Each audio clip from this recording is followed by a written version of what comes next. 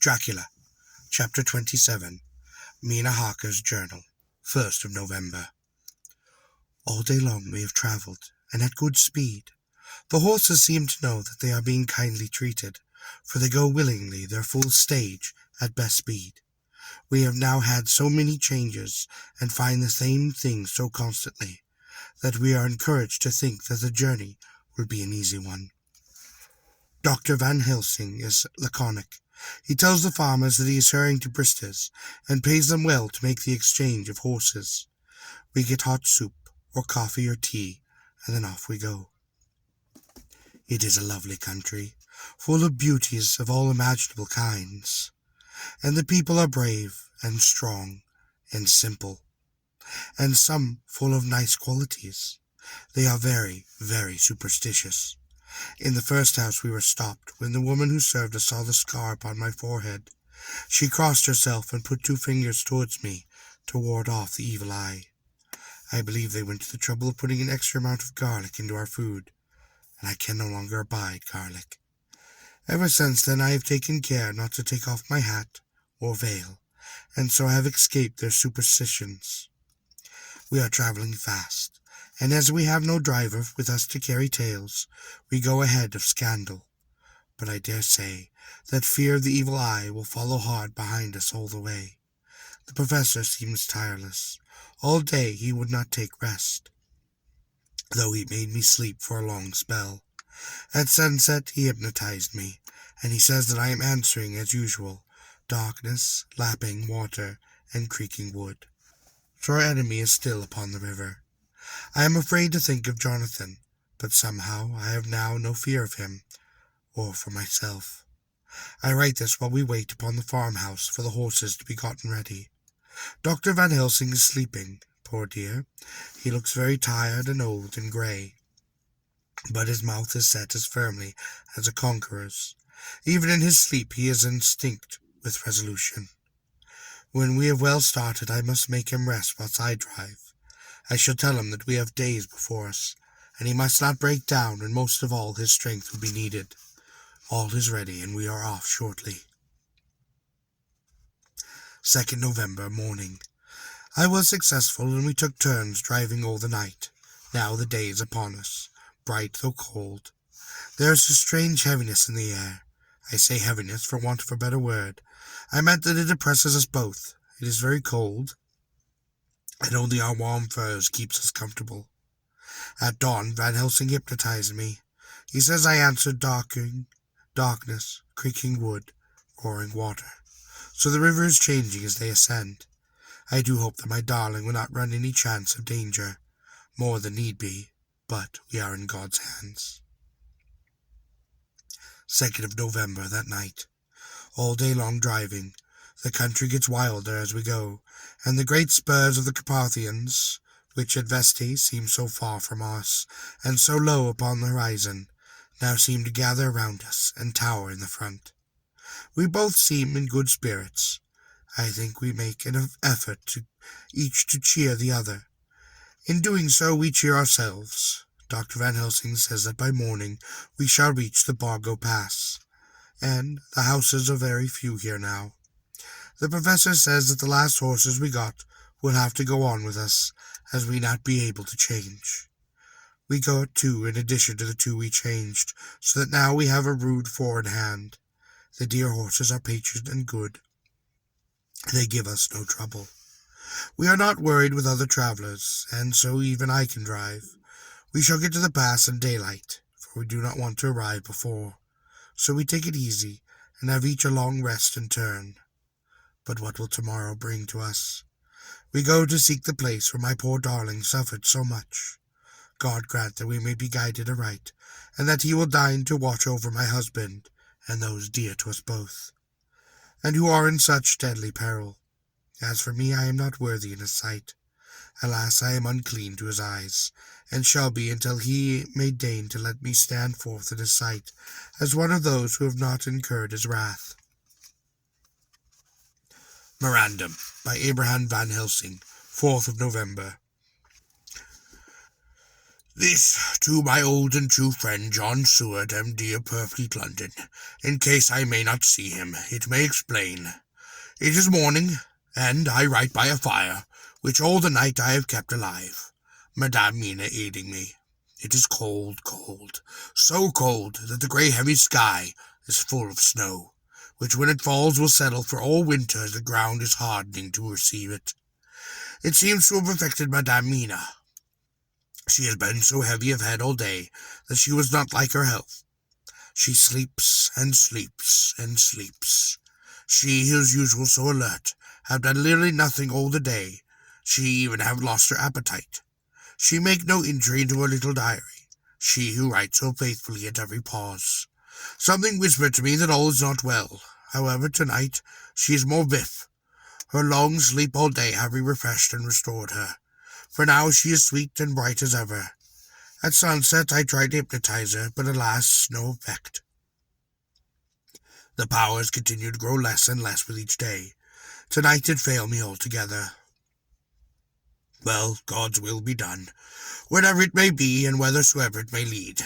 Now to the historical, for as Madame Mina wrote not in her stenography, I must in my cumbersome old fashion, that so each day of us may not go unrecorded. We go to the Borgo Pass, just after sunrise yesterday morning. When I saw the sign of the dawn, I got ready for the hypnotism. We stopped our carriage and got down, so that there might be no disturbances. I made a couch with furs, and Madame Mina lying down yelled at herself as usual, but more slow and more short time than ever. As before came the answer, darkness and swirling of water. Then she woke bright and radiant, and we go on our way soon and reach the pass. At this time and place she became all on fire with zeal, some new guiding power being her manifest, for she pointed to a road and say, "This is the way." "How know you it?" I asked. "Of course I know it," she answered, with a pause added, "Have not my Jonathan travelled and wrote of his travel?" At first I think somewhat strange, but soon I see that be only one such by-road. It is used but very little, and very different from the coach road from Bucania to Brits, which is more wide and hard, and more of use. So we come down this road, and we meet other ways. Not all ways were we sure that they were roads at all, for they be neglect, and light snow have fallen. The horses know, and they only. I give rein to them, and they go on, so patient. By and by we find all the things which Jonathan have noted in his wonderful diary of him. Then we go on for long, long hours and hours. At the first I tell Madame Mina to sleep. She try, and she succeed. She sleep all the time, till at the last I feel myself too suspicious grow, and attempt to wake her, but she slept on, and may not wake her though I try. I do not wish to try too hard, lest I bring some harm to her. I know that she hath suffered much, and sleep at times be all in all to her. I think I drowse myself, for all of a sudden I feel guilt, as though I have done something.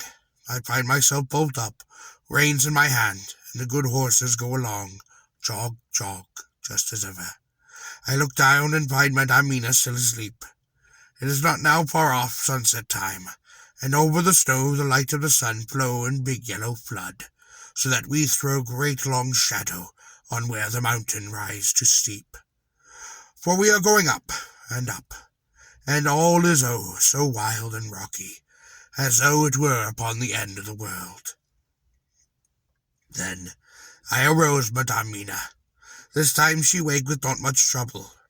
Then I tried to put her to hypnotic sleep. But she sleep not, being as I thought I were not. Still I try, till all at once I find her and myself in the dark. I look around, and find that the sun have gone down. Madame Mina laughs, and I turn and look at her. She is now quite awake, and looks so well as I never saw her since the night at Carfax, when we first met and entered into the Count's house. I am amazed, but not at ease. But she is so bright and tender and thoughtful for me, that I forget all fear. I light a fire, for we have brought a supply of wood with us. She prepared food while I undo the horses and set them, tethered in shelter to feed. Then when I return to the fire, she have supper ready. I go to help her, but she smiles, and tell me that she have eaten already, and that she was so hungry that she would not wait. I like it not. I have grave doubts, but I fear to affright her, and so I am silent of it. She help me, and I eat alone. Then we wrap in fur and lie beside the fire. I tell her to sleep while I watch, but presently I forget all of the watching. When I suddenly remember that I watched, I find her lying quiet, but awake, and looking at me with her so bright eyes. Once, twice, more the same occur, and I get much sleep till before sun morning. I wake, I try to hypnotize her, but alas, though she shut her eyes obedient, she may not sleep. The sun rise up and up and up, and then sleep came to her too late, but so heavy that she will not wake. I have to lift her up, and place her sleeping in the carriage. When I have harnessed the horses and made ready, Madame still sleeps, and she look in her sleep more healthy, redder than before. I like this not. I am afraid. I am afraid of all things, afraid even to think. But I must go on my way. The stake we play for is life, and for death, and more than this, and we must not flinch. 5th of November, morning. Let me be accurate in everything, for though you and I have seen some strange things together, you may at first think that I, Van Helsing, am mad, that the many oars and the so long strain on nerves has at the last turned my brain. Yesterday we travelled, ever getting closer to the mountains, moving into more and more wild and desert land. Nature seems to have held something her carnival. Madame Mina still sleeps, and though I did have hunger and appeased it, I could not waken her, even for food. I began to fear that the fatal spell of the place has come upon her, tainted as she is with that vampire baptism. Well, said I to myself, if it be that she sleep all the day, it shall also be that I do not sleep at night. As we travel upon the rough road, for a road of an ancient and imperfect kind there was, I held down my head, and I slept. Again I waked with a sense of guilt and of time past, and found Madame Mina still sleeping, and the sun lowering down. But all was indeed changed. The frowning mountains seemed further away, and we were near the top of a steep rising hill, on summit of which was just a castle, as Jonathan tell of in his diary. At once I exulted, and at once I feared, for now, for good or ill, the end was near. I woke Madame Mina, and again I tried to hypnotize her, but alas, unavailing till too late. Then ere the great dark came upon us. For even after down sun, the heavens reflected the gaunt sun of the snow, and all was for a time in a great twilight. I looked out the horses, and fed them in what shelter I could. Then I made a fire, and near it I make Madame Mina, now awake and more charming than ever, to sit comfortably amid her rugs. I got ready the food, but she would not eat, simply saying she had not any hunger. I did not press her, knowing her unavailingness, but I myself eat, for I must needs now be strong for us all. Then, with the fear upon me of what might be, I drew a ring so big for a comfort round where Madame Mina sat, and over the ring I passed some of the wafer, and I broke it so fine that all was well guarded. She sat still all the time, still as one that was dead, and grew whiter and even whiter, till the snow was not more pale. But not a word she said. When I drew near, she clung to me, and I could know that the poor soul shook her from head to feet with a tremor that was a pain to feel. I said to her presently, when she had grown more quiet, "You not come over to the fire?" For I wished to make a test to see if she could. She rose obedient, but when then she made a step, she stopped, and stood as if one stricken.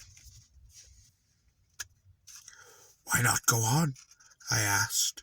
She shook her head, and coming back sat down upon her place, then looked at me with open eyes of one woke from sleep, She spoke simply, "I cannot," and remained silent. I rejoiced, for I knew that what she could not, none of those that we dreaded could. Though there might be danger to her body, her soul was safe. Presently the horses began to scream, and tore at their tellers, till I came to them and quieted them. When they did feel my hands upon them, they whinnied low as in joy, and licked at my hands, and were quiet for a time. Many times through the night did I come to them, till it arrived to the cold hour when all nature is at lowest, and every time my coming was with the quiet of them. In the cold hour the fire began to die, and I was about stepping forth to replenish it, for now the snow came in flaring sweeps, and with it a chill mist. Even in the dark there was a light of some kind, as there ever is over snow, and it seemed as though the snow flurries and the wreaths of mist took shape as of women with trailing garments. All was in dead grim silence, only that the horses whinnied and cowered, as if in terror of the worst. I began to fear such horrible fears, but then came to me a sense of safety, for in that ring wherein I stood, I began too to think of my imaginings were of the night and the gloom, the unrest that I have gone through, all that terrible anxiety. It is as though my memories of old Jonathan's horrid experience were befooling upon me. For the snowflakes and the mist began to wheel and circle around, till I could get through a shadowy glimpse of those women that would have kissed him. Then the horses cowered lower and lower, and moaned in terror as men do in pain. Even the madness of fright was not to them, so that they could break away. I feared for dear Mina when these weird figures drew near and circled round. I looked at her, but she sat calm and smiled at me, and when I would have stepped to the fire to replenish it, she caught me and held me back, and whispered, like a voice that one hears in a dream, so low it was, "No, no, do not go without. Here you are safe." I turned to her and looked upon her eyes. "But you, it is for you that I fear." Here she laughed, a laugh low and unreal, and spoke. "Fear? For me? Why fear for me? None safer in all the world from them than I am." And as I wondered all the meaning of her words, a puff of wind made the flame leap up, and I said the red scarf on her forehead. Then, alas, I knew, did I not? I would soon have learned of the wheeling figures of mist and snow came closer, but keeping ever without my holy circle. Then they began to materialize till, if God have not taken away my reason, for I saw through my own eyes, they were before me in actual flesh, the same 3 women that Jonathan saw upon the room, when they would have kissed his throat. I knew the swaying round forms, the bright hard eyes, the white teeth, the ruddy colour, the voluptuous lips. They smiled ever at poor dear Madame Mina, and as they laughed came through the silence of the night, they twined their arms and pointed at her, and said in those so sweet tingling tones that Jonathan said were of the intolerable sweetness of the water-glass, "Come, sister, come to us, come, come." In fear I turned to my poor Madame Mina, and my heart with gladness leapt like a flame, for oh, the terror in her sweet eyes, the repulsion and the horror, told the story to my heart that there was still hope. God be thankful she was not yet of them. I seized some of the firewood which was by me, and holding out some of the wafer, advanced on them towards the fire. They drew back before me, and laughed their low, horrid laugh. I fed the fire. I feared them not, for I knew that we were safe within our protections. They could not approach me, not while so armed. No, Madame Mina while she remained within the ring, which she could not leave no more than they could enter. The horses had ceased to moan, and lay still upon the ground. The snow fell upon them softly. They grew whiter, and I knew there was for the beasts no more of terror. So we remained till the red of the dawn began to fall through the snow gloom. I was desolate and afraid, and full of woe and terror, but when that beautiful sun began to climb the horizon, well, life was to me again. At the first time of the dawn, the horrid figures melted into the whirling mist and snow. The wreaths of transparent gloom moved away towards the castle, and were lost. Instinctively, with the dawn coming, I turned to Madame Mina, intending to hypnotize her, but she lay in a deep and sudden sleep, one from which I could not wake her. I tried to hypnotize her through her sleep, but she made no response. None at all, and the day broke. I feared yet to stir. I have made my fire, and have seen the horses. They are dead. Today I have much to do, and I keep waiting till the sun is up high, for there may be a place where I must go, where that sunlight, though snow and mist obscure it, will be to me a safety. I will strengthen me with breakfast, and then I will to my terrible work. Madame Mina still sleeps, and God be thankful, for she is calm within her sleep. Jonathan Harker's Journal, 4th of November, evening. The accident to the launch has been a terrible thing for us. Only for it were should we have taken the boat long ago, and by now my dear Mina would have been free. I fear to think of her. Half on the whole, the world's near that horrible place. We've got horses, and we follow on the track. I note this while Godalming is getting ready. We have our arms, and to Cinny we must look as if they mean to fight. Oh, if only Morse and Seward are here with us. We must only hope.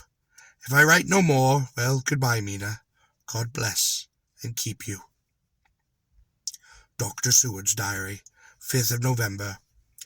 With the dawn, we saw the body of Skinny before us dashing away from the river with the Lita wagon. They surrounded it in a cluster and hurried along as though beset. The snow is falling lightly, and there is a strange excitement upon the air. It may be our own excited feelings, but the depression is strange. Far off I hear the howling of wolves. The snow brings them down from the mountains, and there are dangers to all of us, and from all sides. The horses are nearly ready, and we are soon off. We ride to death of someone. God alone knows who, or where, or what, or when, or how that death may be. Dr. Van Helsing's Memorandum, 5th of November, afternoon. I am at least sane. Thank God for that mercy at all events, though the proving of it has been dreadful, for when I left Madame Mina sleeping within the holy circle, I took my way to the castle. The blacksmith hammer which I took in the carriage from Bassetti was useful. Though the doors were all open, I broke them off the rusty hinges, lest some ill intent or ill chance should close them, so that being I entered, I might not get out. Jonathan's bitter experience served me here. By memory of his diary, I found my way to that old chapel, for I knew that here my work lay. The air was most oppressive. It seemed as if there was some sulphurous fume, which at times made me dizzy. Either there was a roaring in my ears, or I heard afar off the howl of wolves. I bethought me of my dear poor Madame Mina, and I was in terrible plight. The dilemma had me between his horns. Her I had not dared to take within the place, but left safe from the vampire in that holy circle. And yet there would be the wolf. I resolved me that my work lay here, and that as to the wolves we must submit, for if it were God's will. At any rate, it would only be death and freedom. So did I choose for her. Had it been for myself, the choice would have been quite easy. A maw of the wolf were better to rest in than the grave of a vampire. So I make my choice to go on with my work. I knew that there were at least 3 graves to find, graves that were inhabited. So I searched, and I searched. I found one. She lay in her vampire sleep, full of life and her voluptuous beauty. I shuddered as though I would have come to do murder.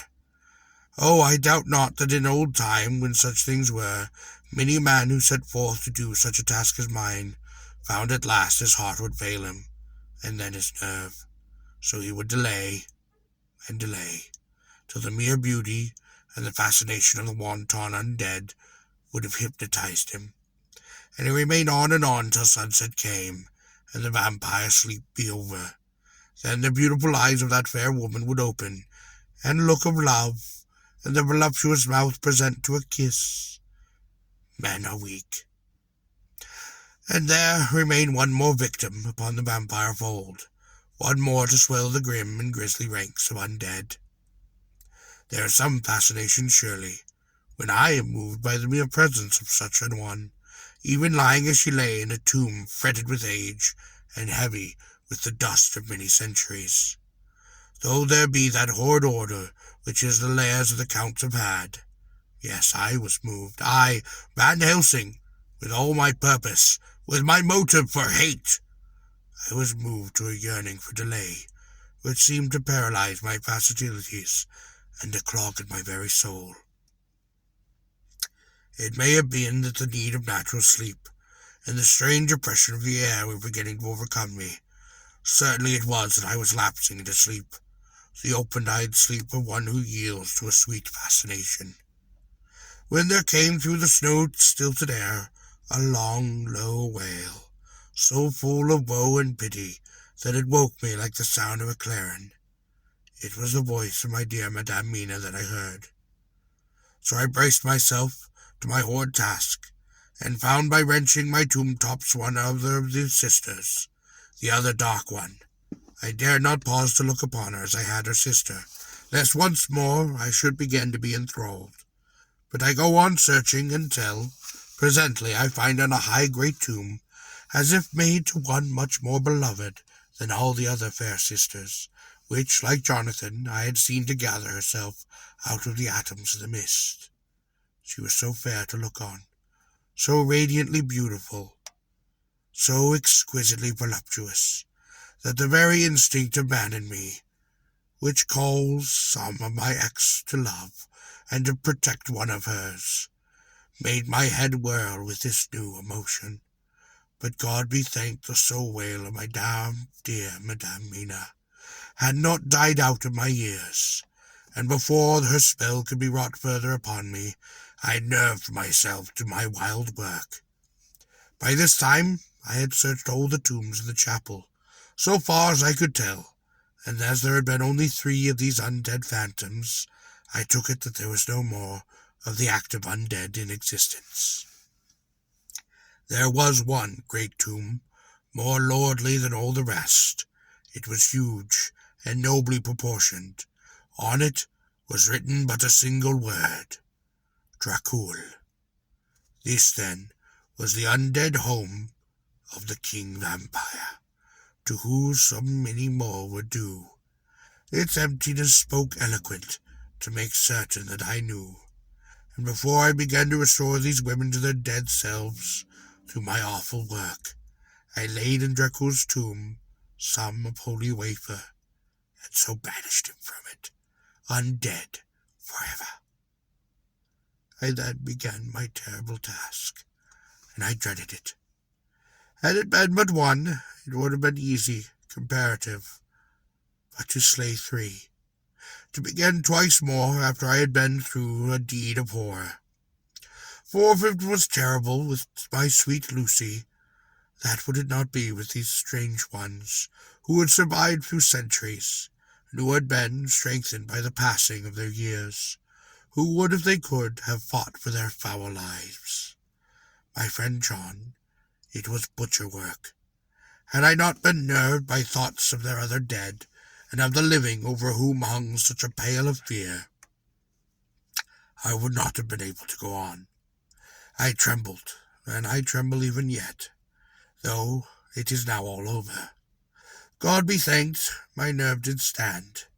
Had I not seen the reprise on the first face, and the gladness that stole over it just ere the final dissolution came, realization that the soul had been won, then I could not have gone further with my butchery. I could not have endured the horrid screeching as the stake drove home, the plunging of the withering form, the lips of bloody foam. I would have fled in terror and left my work undone. But it is now over. The poor souls, I can pity them now. I can weep. I think of them placid, each in their full sleep of death, for a short moment ere fading. For friend John, hardly had my knife severed the head of each, before the whole body began to melt away and crumble once more into its native dust, as though the death that should have come centuries agone had at last reasserted itself, and say at once loud and bold, "I am here." Before I left the castle, I was so fixed its entrances that never more can the Count enter there. It is undead. When I stepped into the circle where Madame Mina slept, she woke, and seeing me, cried out in pain that I endured much. "Come," she said, "come away from this awful place. Let us go to meet my husband, who is, I know, coming towards us." She was looking thin and pale and weak, but her eyes were pure and glowed with fever. I was glad to see her paleness and her illness, for my mind was full of the fresh horror of the ruddy vampire sleep. So with trust and hope, and yet full of a jagged fear, we go eastward to meet our friends, and to meet him, whom Madame Mina tell him that she know are coming to meet us. Mina Harker's Journal, 6th of November. It is late in the afternoon when the Professor and I took our way towards the cast, whence I knew Jonathan was coming. We did not go fast, though the way was steeply downhill, for we had to take heavy rugs and wraps with us. We dare not face the possibility of being left without the warmth in the cold and the snow. We had to take some of our provisions too, for we were in perfect desolation, and so far as we could see through the snowfall, there was not even the sign of any habitation. When we had gone about a mile, I was tired with the heavy walking, and sat down to rest. We looked back and saw where the clear line of Dracula's castle cut the sky, for we were so deep under the hill whereon it was set that the angle of perspective of the Carpatharian mountains was far below it. We saw it in all its grandeur, perched 1,000 feet upon the summit of a sheer precipice, and with seemingly a great gap between it and the steep of the adjacent mountain on any side. There was something wild and uncanny about the place. We could hear the distant howling of wolves. They were far off, but the sound, even though coming muffled through the deadened snowfall, was full of terror. I knew from the way Dr. Van Helsing was searching about that he was trying to seek a strategic point where we would be less exposed in case of attack. The rough roadway still led downwards. We could trace it through the drifted snow. In a little while the professor signaled to me, so I got up and I joined him. He had found a wonderful spot, a natural hollow in a rock, with an entrance like a doorway, set between two boulders. He took me by the hand and drew me in. "See," he said, "here you will be in shelter, and if the woods do come, I can meet them one by one." He brought in our furs, and made a snug little nest for me. He got out some of our provisions and forced them upon me, but I could not eat. To even try to do so was repulsive, and, much as I would have liked to appease him, I could not bring myself to the attempt. He looked sad, but he did not reproach me. He took his field-glass from his case and stood upon the top of the rock, and began to search upon the horizon. Suddenly he called out, "Look, Madame Mina, look!" I sprang up and stood beside him upon the rock. He handed me his glass and pointed. The snow was now falling more heavily, and swirled about fiercely, for a high wind was beginning to blow. However, there were times when there were pauses between the snow flurries, and I could see a long way around. From the height from where we were, it was possible to see a great distance, and far off, beyond the white waste of snow, I could see the river lying like a black ribbon in kinks and curls as it wound along its way. Straight in front of us, and not far off, in fact so near that I wondered how we had not noticed before, came a group of mounted men hurrying along. In the midst of them was a cart, a long leiter wagon, which swept from side to side, like a dog's tail wagging, with each stern inequality of the road. Outlined against the snow as they were, I could see from the men's clothes that they were peasants, or gypsies of some kind. On the cart was a great square chest, and my heart leaped as I saw it, for I felt the end was coming. The evening was now drawing close, and well I knew that at sunset the thing, which was till then imprisoned there, would take no freedom, and could in any of the many forms elude all of our pursuit. In fear I turned to the professor, and to my consternation, however, he was not there. An instant later I saw him below me. Round the rock he had drawn a circle, such as we had found shelter in last night. When he had completed it, he stood behind me again, saying, "At least you shall be safe from him." He took the glasses from me, and the next lull of the snow swept the whole space below us. "See," he said, "they come quickly. They are flogging the horses, galloping as hard as they can." He paused and went on with a hollow voice. "They are racing for the sunset. We may be too late. God's will be done." Down came another blinding rush of driving snow, and the whole landscape was blotted out. It soon passed, however, and once more his glasses were fixed upon the plain. Then came a sudden cry. "Look, look, look! See, 2 horsemen follow fast, coming up from south. It must be Quincy and John. Take the glass, look, before the sun blots it out." I took, and I looked. The 2 men might be Dr. Seward or Mr. Morris. I knew, at all events, that neither of them were Jonathan. At the same time I knew that Jonathan was not far. Looking around, I saw on the north side of the coming 2 other men, riding at breakneck speed. One of them I knew was Jonathan. The other I took, of course, to be Lord Godalming. They too were pursuing the party with the cart. When I told the professor, he shouted in glee like a schoolboy, and, after looking intently till the snowfall made sight impossible, he laid his Winchester rifle ready for use against the boulder at the opening of our shelter. "They are all converging," he said. "When the time comes, we shall have the gypsies on all sides." I got out my revolver ready to hand, for while we were speaking the howling of wolves came louder and closer.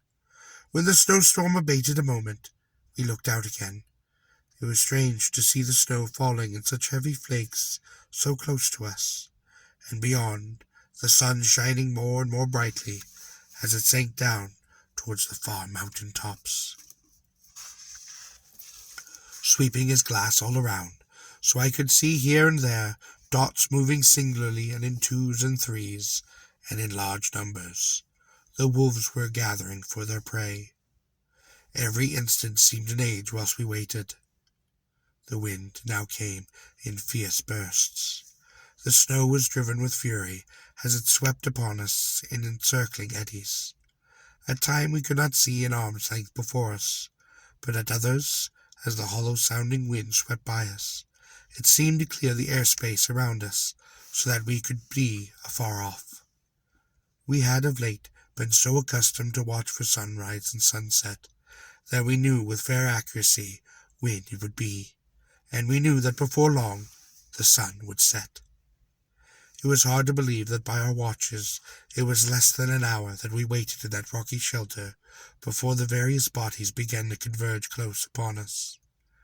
The wind came now with fiercer and more bitter sweeps, more steadily from the north. It seemed the wind that drove the clouds from us, for with only occasional bursts the snow fell. We could distinguish clearly the individuals of each party, the pursued and the pursuers. Strangely enough, those pursued did not seem to realize, or at least to care, that they were even pursued. They seemed, however, to hasten with doubled speed as the sun continued to drop lower and lower upon those mountain tops. Closer and closer they drew. The professor and I crouched down behind our rock. We held our weapons at the ready. I could see that he was determined that they could not pass. One and all were quite unaware of our presence. All at once 2 voices shouted out to halt. One was my Jonathan's, raised in a high key of passion. The other Mr. Morris, strong, resolute, a tone of quiet command. The gypsies may not have known the language, but there was no mistaking the tone, in whatever tongue the words were spoken. Instinctively they reined in, and at that instant Lord Godalming and Jonathan dashed up at one side, Dr. Seward and Dexter Morris upon the other. The leader of the gypsies, a splendid-looking fellow, who sat his horse like a centaur, waved them back, and in a fierce voice gave to his companions some word to proceed. They lashed the horses, which sprang forward, but the 4 men raised their Winchester rifles, and in an unmistakable way commanded them to stop. At the same moment Dr. Van Helsing and I rose behind the rock and pointed our weapons upon them. Seeing that they were surrounded, the men lightened their reins and drew up. Their leader then turned to them and gave a word to each and every man of the party. They drew their weapons, knife or pistol. They held themselves in readiness to attack. Issue was joined in an instant. The leader, with a quick movement of his rein, threw his horse out in front, and pointed first to the sun, now close down on the hilltops, and then to the castle. He said something which I did not understand. For answer, all 4 men of my party threw themselves from their horses and dashed towards the cart. I should have felt a terrible fear at seeing Jonathan in such danger, but that the ardour of battle must have been upon me as well as the rest of them. I felt no fear, only a wild, surging desire to do something. Seeing the quick movement of our parties, the leader of the gypsy gave a command, and his men instantly formed around the cart in a sort of undisciplined endeavour, each one shouldering and pushing the other in his eagerness to carry out the order. In the midst of this I could see that Jonathan on one side of the ring and men, Quincy on the other, were forcing their way to the cart. It was evident that they were bent on finishing their task before the sun would set. Nothing seemed to stop, even to hinder them, neither the levelled weapons or the flashing knives of the gypsies in front, or the howling of the wolves behind them. It appeared to even attract their attention. Jonathan's impetuously, and the manifest singleness of his purpose, seemed to overawe those in front of him. Instinctively they cowered aside. They let him pass. In an instant he had jumped upon the cart, and with a strength which seemed incredible, he raised up the great box, and flung it over the wheel upon the ground. In the meantime Mr. Morris had yet to use force to pass through his side of the ring of Scanney, and all the time I had been breathlessly watching Jonathan. I had, with the tail of my eyes, seen him pressing desperately forward. I had seen the knives of the gypsy flash as he won through them. They cut at him, and he parried with his great bowie knife. At first I thought that he too had come through in safety, and at first I thought that he too. But as he sprung beside Jonathan, who had by now jumped from the cart, I could see with his left hand he was clutching upon his side, and that the blood was spurting through his fingers. He did not delay withstanding this, for as Jonathan, with desperate energy, attacked one end of the chest, attempting to prise off the lid with his great kukri knife, he attacked the other frantically with his bowie. Under the efforts of both men, the lid yielded. The nails drew with a quick screeching, and the top was thrown back. By this time, the gypsies, seeing themselves covered by the Winchesters, and at the mercy of Lord Godalming and Dr. Seward, had given in and made no further resistance. The sun was almost touching the mountain tops, and the shadows of the whole group fell long and quiet upon the snow. I saw the Count lying within the box upon the earth, some of which the rude falling from the cart had scattered over him. He was deathly pale, like a waxen image. His red eyes glared with a horrible vindictive look, which I knew too well. As I looked, the eyes saw the sinking sun, and the look of hate turned to triumph. But on that instant came the sweep and flash of Jonathan's great knife. I shrieked as I saw it shear through his throat, whilst at the same moment Mr. Morris's bowie knife plunged into the heart.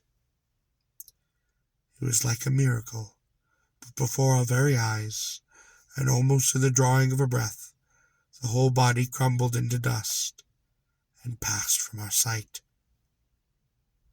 I shall be glad as long as I live that even in that moment of final dissolution, there was in the face a look of peace, such as I never could have imagined might have rested there. The castle of Dracula now stood out against the red sky, every stone of its broken battlements articulated against the light of the setting sun. The gypsies, taking as in some way the cause of the extraordinary disappearance of the dead man, turned without a word and rode away as if for their lives. Those who were unmounted jumped upon the leader wagon and shouted to the horsemen not to desert them. The wolves, which had withdrawn to a safe distance, followed in their wake, leaving us alone. Mr. Morris, sunk to the ground, leaned upon his elbow, holding his hand pressed to his side. The blood still gushed through his fingers. I flew to him, for the holy circle no longer kept me back. So did the two doctors. Jonathan knelt behind him, and the wounded lad laid back his head upon his shoulder. With a sigh he took, with feeble effort, my hand in that of his own, which was unstained. He must have seen the anguish of my heart in my face, for he smiled at me and spoke. "I am only too happy to a man of service."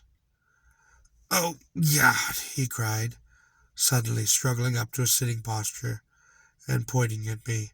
"It was worth this to die. Look, look." The sun was now right down upon the mountain top. The red gleams fell upon my face, so it was bathed in rosy light. With one impulse, the men sank on their knees, with a deep and earnest amen, as their eyes followed the pointing of the finger of the dying man. Now God be thanked that all has not been in vain. The snow is not more stainless than her forehead. The curse has passed away. And to our bitter grief, with a smile and in silence, he died, a gallant gentleman.